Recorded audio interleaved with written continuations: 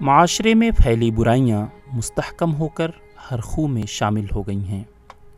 ہمارے اطراف و اکناف میں ظلم و تشدد ہوتے رہتے ہیں، لیکن ہمیں احساس تک نہیں ہوتا۔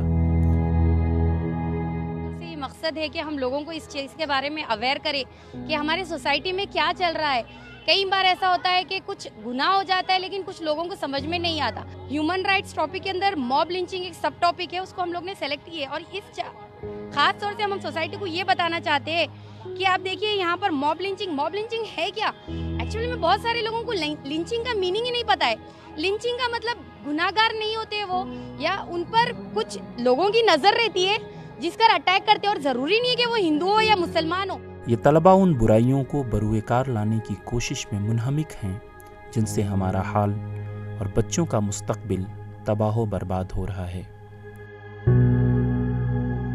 یہ ایگزیبیشن ان معنوں میں بھی بہت امپورٹنٹ میں سمجھتا ہوں کہ اس عمر میں بچوں میں اگر یہ سماج کے مسائل سے متعلق بیداری پیدا کرنے کے لیے جو ایونٹ رکھا گیا، یہ آنے والی نسلوں کے لیے بہت کارگر ثابت ہو سکتا ہے۔ موب لنچنگ نشہ، جہیز اور امور خانہ داری سمیت متعدد مسائل اور شہری ذمہ داریوں کی طرف متوجہ کرانا یہ طلباء اپنی ذمہ داری سمجھتے ہیں۔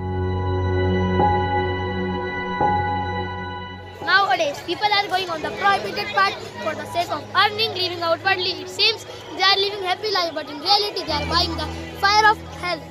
Halal means permissible and lawful according to the Islamic law, and haram means earning through a source which can harm a person or a society. It is not allowed in Islam.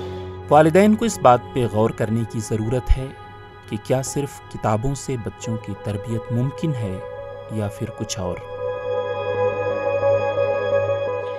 سوچتے ہیں کہ education کا جو مقصد ہے وہ society میں reform لانا ہے یا سوسائٹی کے ایشوز کو سالو کرنا ہے، وہ سمپل بکس کو نہیں پڑھنا ہے۔ تو ہم ہمارے اسٹوڈنٹس کو لے کر کیسے ان کے پیرنٹس میں یا جنرل سوسائٹی کے لوگوں میں اس کو نہ صرف بیداری کی حد تک بلکہ سولوشن کے فارم میں کیسے پریزنٹ کر سکتے ہیں، اس انداز میں آیا۔ طلباء نے ان نوجوانوں کی طرف بھی لوگوں کو متوجہ کیا جو بیار و مددگار برسوں سے قید خانوں میں مقید ہیں۔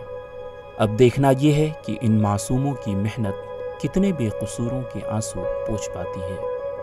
ETV بھارت کے لیے اورنگ آباد سے اسرار چشتی کی رپورٹ۔